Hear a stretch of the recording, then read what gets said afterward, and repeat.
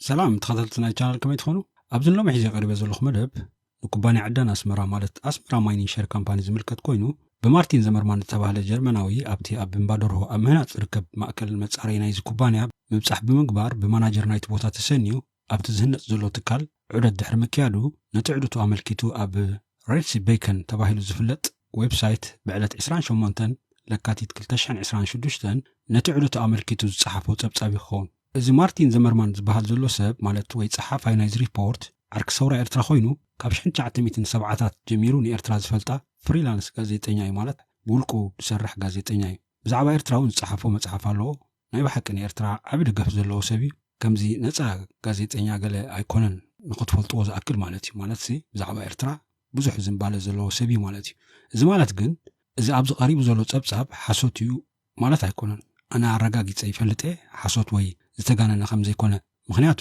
ኣብዚ ቻነል ኣነ ቅድሚ 3 ዓመት ብዛዕባ እዚ ፕሮጀክት ብሰፊሕ ተዛሪበሉ ነይረ ነቶም ነዚ ትሕዝቶ ክትሰምዑ ትደልዩ እቲ ሊንክ ኣብዚ ታሕቲ ክገድፈልኩም ኣብቲ ናይ ሎሚ ኣርእስትና ንኽድ ሰናይ ምክትታል ቅድሚኡ ግን እዚ ሰብስክራይብ ግበሩ ናይ ምባል ምዝኽኻር ኣብዚ ቻነል ዝቐርብ መደባት ካብቶም ዝዕዘብዎ እቶም 87 ሚእታዊት ሰብስክራይብ ዘይገበሩ እዮም ማለት ብውሕዱ ቁሩብ 50-50 ወይ 40-60 ቢሉ እንተዝኸውን ድሓን ምኾነ 87 ሚእታዊት ብ13 ሚእታዊት ግን ቁሩብ ወላ ፍትሓዊ ንምዃን ዝኣክል ሰብስክራይብ እንተገበርኩም ጽቡቕ እዩ ብዓብዩ ላይክ ኮመንት ሼር እንተጌርኩም ድማ ዝበለጸ እዩ እቲ ናይ ዩቲዩብ ኣልጎሪዝም ማለት እቲ ናይ ዩቲዩብ ማሽን ከምኡ ዝሰምዕኖ እንድሕር ዳ ከምኡ ብዙሕ ኣለዎ ሞር ዕድል ኣለዎ ማለት እዩ ናብቲ ኣርእስትና ንኸይድ ካብ ኣስመራ ተበጊስካ ናብቲ ዓንዲ ሕቆ ኩባንያ ኣስመራ ማይኒንግ ሼር ካምፓኒ ዝኾነ ዕደና እምባደርሆ ንምብጻሕ تحت 10 ترايو زوسد اتي تشايناوي كوبانيا سيتشوان رود اند بريدج ماينينج انفستمنت ابتوفري سوسا ميتاوت بتصحيت كله خلو ات بمنغست زوننا ايرترا هاغراو كوبانيا معدن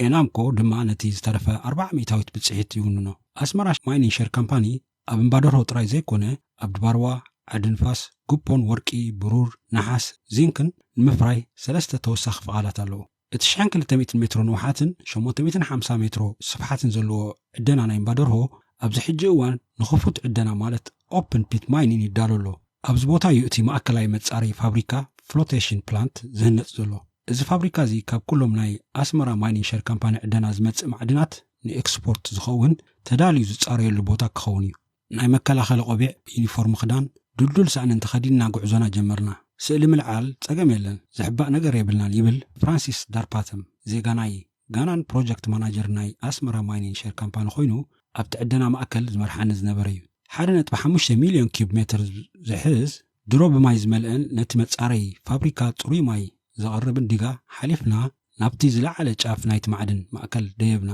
ካብቲ በረኽ ቦታ ኮይንካ እቲ ብደረጃታት ዝተሰርሐ ቅርጺ ናይቲ ክፉት መዕደኒ ኦፕን ፒት ቦታ ብንጹር ትዕዘብ ቀይሕ ዝሕብሩ ሓመድ ወርቂ ካብኡ ንምውፃእ ኣብ ሓደ ኩርናዕ ተኸሚሩ ይርአ እዚ ወርቂ ዘለዎ እምኒ እዩ እቲ መጻረይ ፋብሪካ ምስ ተወድአ ኣብዚ ሕጂ ዝህነፅ ዘሎ ፍሉይ ናይ ወርቂ መጻረይ መስርሕ ብካርቦን ኢንሊች ዝበሃል ኣገባብ ተጠቒምና ክጻረይ እዩ ብምባል ድማ እቲ ማናጀር ኣረዳእኒ ስራሕ ዕደና ኣዝዩ ሓመድ ወይ ዶሮና ዝበዝሑ ስራሕ እዩ ኣብቲ ክፉት ዕደና ኦፕን ፒት መጀመርታ እቲ ላዕለዋይ ቀጸላ መሬት ይለዓል እዚ ድማ ነቲ ወርቂ ወይ ነሓስ ዝሓዘ እምኒ ንምርካብ እዩ ዓበይቲ ማሽናት ኤክስካቫተርስ ማለት ኳዓቲ ሎደርስ ከምኡውን ጸዓንቲ ምጡን ዝኾነ ነታጉታት ማለት ሚና ነቲ መሬት ንምፍሓርን ነቲ ሓመድ ብቐሊሉ ንምልዓልን የገልግል ዓበይቲ ማሽናት ንመሬት እናገሃጹ ክኸዱ ከለዉ ዓበይቲ መካይን ድማ ሓመድ የልዕላ ሕርሻዊ ንጥፈታት ምስቲ ናይ ዕደና ትካል ተጎራቢቱ ስለ ዝርከብ መካይን ማይ ዝነጽጋ ወይ ዝንስንሳ ኣብቲ ሓመዳዊ መገድታት ወትሩ ይዞራ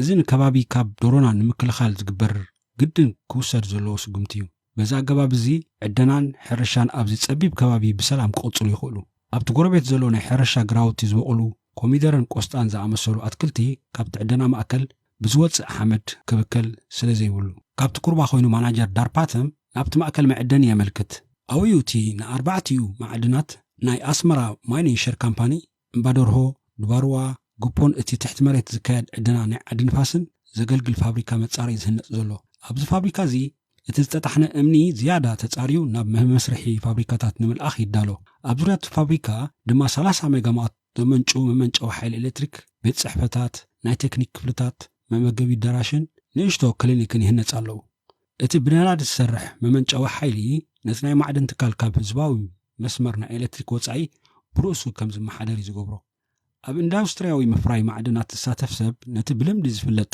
ምፅራይ ናይ ወርቂ ብሙኽዓትን መሕፀቢ ሸሓንን ጌርካ ዝካየድ ዕደና ወርቂ ዝሰርሑ ሰባት ዝገልጽ ስእሊ ብቕጽበት እዩ ዝርስዖ። ዘመናዊ ዕደና ምስቲ ልምዳዊ ናይ ወርቂ ምዕዳን ዝግበር ስራሕ ርክብ የብሉን። ወርቂ መብዛሕትኡ ግዜ ካብ ዝተደቆሰ ወይ ሰጣሕነ እምኒ ወይ ሓመድ ብመርዛማት ኬሚካላት ሶዲየም ሳያናይድ ወይ ሜርኩሪ ተጠቒምካ ብምፅራይ ዝወፅእ። ኣብቲ ናይ ነሓስ ወይ ኮፐር ንመጻረይ ዝግበር ድማ ካልሽየም ካርቦኔት ሳልፈሪክ ኣሲድን ብምጥቃም እቲ ነሓስ ካብ 20 ክሳብ 30 ሚእታዊት ንኽጸሪ ይግበር። ናይ ዕደና ስራሕ መርዛማት ኬሚካላት ዝበዝሑ ስራሕ እዩ። ኣብ ጥቓ ርእሰ ከተማ ኣስመራን ኣብ ከባቢታት ናይ ባህርያዊ ዝናብ ተፋሰስ ዘለዎ ዕደና ምክያድ ኣብ ህዝቢ ስክፍታታትን ሕቶታትን ኣልዒሉ እዩ። ፍራንሲስ ዳርባተም ኣብ ጋና፣ ኮንጎን ኣብ ኤርትራ ድማ ኣብ ቢሻን ናይ ብዙሕ ዓመታት ልምዲ ዘለዎ ኪላ ዕደና ኮይኑ ነዚ ስክፍታታት እዚ ድማ ብዝግባእ ይርድኦ እዩ። ዕደና ብሞያዊ ብቕዓትን ብጥንቃቐን እንተዘይተኻይዱ ኣብ ኣከባቢን ተፈጥሮን ዓቢ ጉድኣት ናይ ምስዓብ ዕድል ኣለዎ። ነዚ ንምክልኻል ድማ እዩ ስራሕ ዝካየድ ዘሎ። ኣብዚ ብዝለዓለ ናይ ኣህጉራዊ ደረጃ መዐቀኒ ኢና ንሰርሕ ዘለና። እቲ ናይ ተኽእሎ መጽናዕቲ ፊዚቢሊቲ ስታዲ ን10 ዓመታት ብጥንቃቐ ተኻይዱ እዩ። እዚ ንነዊሕ ግዜ ዝተገብረ ምድላው ነቲ ናይ ዕደና ስራሕ ብውሕስነት ንምክያድ ኣገዳሲ እዩ። እቲ ዝተበከለ ማይ ናብ ከባቢ ከይፈስስ ዘመናዊ ናይ ጓሓፍን ማይን ምሕደራ ከም ዘሎ ኣረጋጊጹልና። እቲ ኣብ ፋብሪካ ዝጥቀምሉን ማይ ተመሊሱ ኣብ ውሽጢ ናይ ዕደና ቦታ ኣብ ጥቕሚ ይውዕል። እቲ ዝተረፈ ድማ ብናይ ሓፂን ሻምብቆታት ኣቢሉ ናብቲ ብረጒድ ፕላስቲክ ዝተሸፈነ ናይ መእከቢ ቦታ ወይ እንዳጓሓፍ ከም ዝዓቁር ይግበር። ናብቲ ናይ ረስሓት መእከቢ ቦታ ዝወስዱ 2 መስመራት ሻምብቆታት ይስርሑ ኣለዉ። እቲ ሓደ ገለ ጸገም እንተጋጢሙ ከም መተካእታ ክጥቀሙሉ እዩ። እቲ መእከቢ ማይ ኣብ ቀዳማይ መድረኽ 6.6 ሚልዮን ኩቢክ ሜትር ክሕዝ ከሎ እዚ 35 ሜትሮ ንውሓት ዘለዎ ዲጋ እዩ። ኣብ ሳልሳይ መድረኽ ናይ ፍርያት ማለት ድሕሪ 6 ዓመት ድማ ክሳብ 35.4 ሚልዮን ኩብ ሜትር ናይ መሓዝ ዓቕሚ ዘለዎ 60 ሜትሮ ንውሓት ዘለዎ ዲጋ ናይ ረስሓት እዩ ክኸውን። እቲ ማይ ብፀሓይ ይነጽፍ ወይ ይሃፍፍ። እቶም በከልቲ ነገራት ድማ ኣብኡ ረጊኦም ይተርፉ። እቶም መርዛማት ባእታታት ድማ ብናይ ፀሓይ ጨረር ዩቪ ላይት ይበታተኑ ብምባል ማናጀር ናይቲ ትካል ዳርባተም ይረድእ። ተወሳኺ ናይ መከላኸሊ ዲጋታት እውን ኣብቲ ናይ ረስሓት መእከቢ ተሃኒጾም ኣለዉ። ኣብቲ ናይ መቆጻጸሪ ቦታታት እንዳኸድካ ድማ መዓልታዊ ዝኾነ ዝዘሩቕ ከይርከብ ምክትታል ከም ዝግበር ብሰንኪ እኹል ምክትታል ዘይምግባርን ስስዕን ዝተበከለ ከባቢታት ኣብ ካልኦት ሃገራት ከም ዝረኣየ ድማ ብተወሳኺ ዳርባተም ይገልጽ።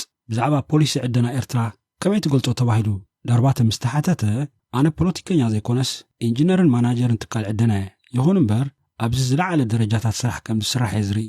ኤርትራ 40 ሚእታዊት ብፅሒት ክትውንን ነቲ ሃብቲ ንህንፀት ሃገር ክትጥቀመሉን ምርኣይ ምስ ካልኦት ሃገራት ከናጻጽሮ ከለኹ ፍሉይ እዩ። ብሓፈሻ እዚ ንሃገር ጽቡቕ ፖሊሲ እየ ክብል ዝኽእል። ሸቶና ኣብ መፋርቕ 2026 ምፍራይ ንምጅማር ይብል ዳርባተም።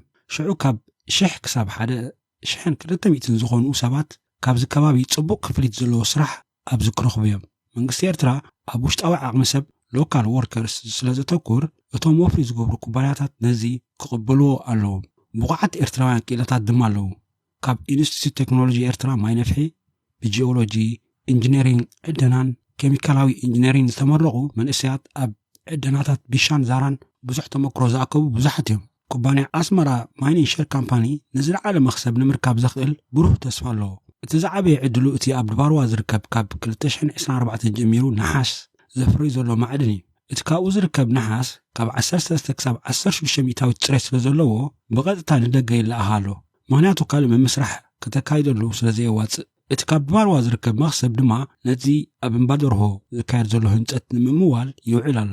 ብመሰረት ግምታት ወይ ገምጋማት እዞም 4 ናይ ዕደና ማእከላት 415,000 ኣውንስስ ወርቂ፣ 11 ሚልዮን ኣውንስስ ብሩር፣ 580,000 ቶን ነሓስን 1.13 ሚልዮን ቶን ዚንክን ዝሓዙ እዮም። ብተወሳኺ ኣብ ዓዲ ራእስን ኮዳዱን ድማ ተወሳኺ ናይ ዳህሳስ ስራሕ ይካየድ ኣሎ። እቶም ኣብዚ ቦታ ዝርከቡ ማዕድናት እውን ኣብዚ ከም ዝዕደኑ ክግበር እዩ።